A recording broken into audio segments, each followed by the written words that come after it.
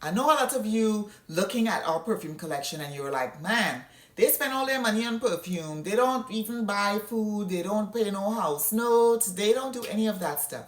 I have been collecting perfumes for a long time, and I'm no longer collecting, I am now curating.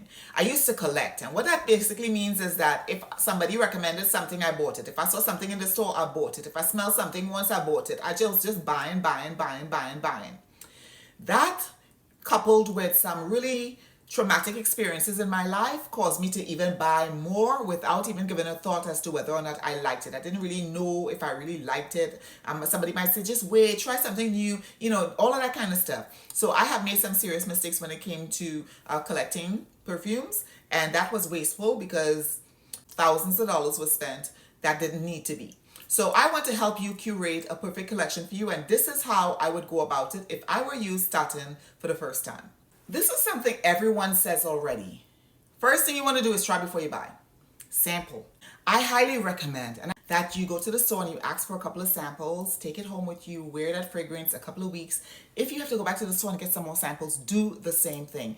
Wear the fragrances before you commit to a full bottle.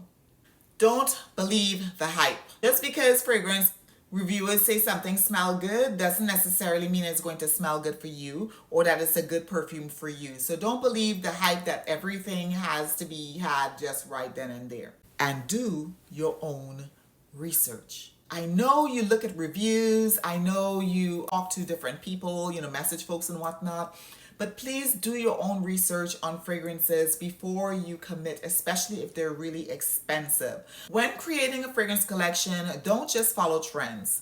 If cherry is a trend, I happen to love cherry, but you may not.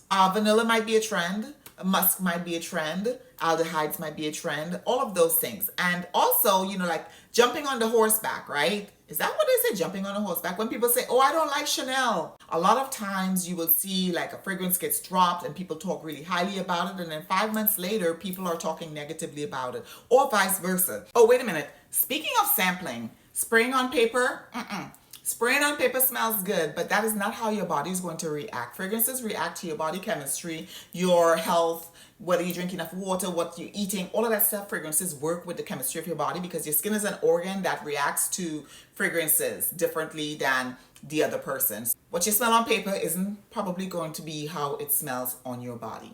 I know you look at all of this. I know you like it. Don't do it.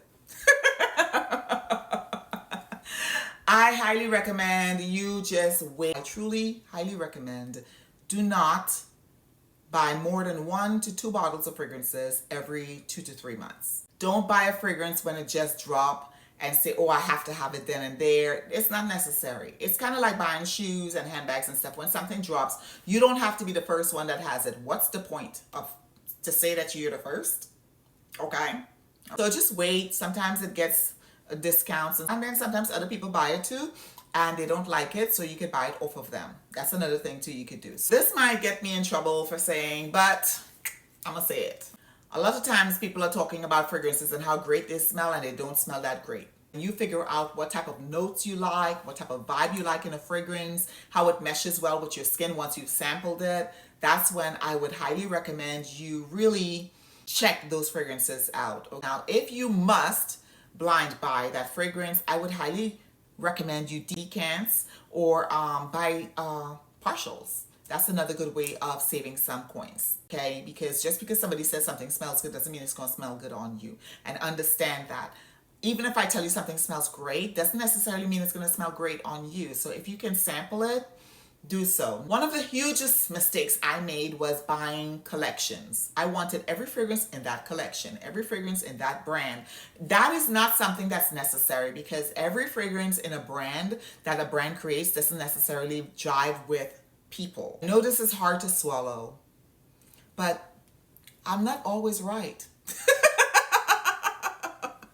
I'm not always right with my recommendations, especially if I'm giving you recommendations based off of my nostrils and what I like. So if I say something smells this way, it may not smell that way for you. If I say something is great, it may not be that great for you. Doesn't mean that I'm wrong.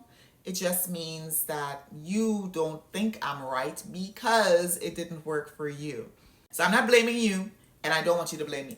Okay? Very important factor about fragrances is that they have an expiration date, which means that you have to think about where you're going to be storing your fragrances.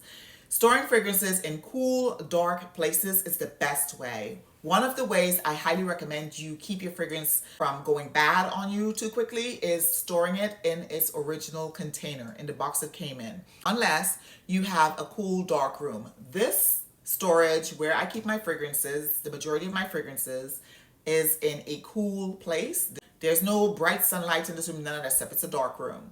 If you store your fragrances in trays on your dresser or whatever and sunlight is hitting that fragrance, it's accelerating the expiration time of your fragrance. So additionally, if your fragrances, you leave the caps off, all of that type of stuff, you have to be careful about how you're storing it, bottom line. So keep that in mind when you're creating a fragrance collection. I hope these tips were helpful for you if you're just creating a collection. Even if you already have a large collection, I hope these tips were helpful. Let me know down in the comments if they were. If this is your first time seeing me, my name is Pamela and I love talking about luxury fragrances, beauty, skincare, as well as aging gracefully and glamorously. And if that's your vibe, please go ahead and hit that subscribe button and follow me on all social platforms. I'd love to have you in my community. Thanks again for watching, guys. Please take care of yourself and each other, and I will see you in the next video. Bye!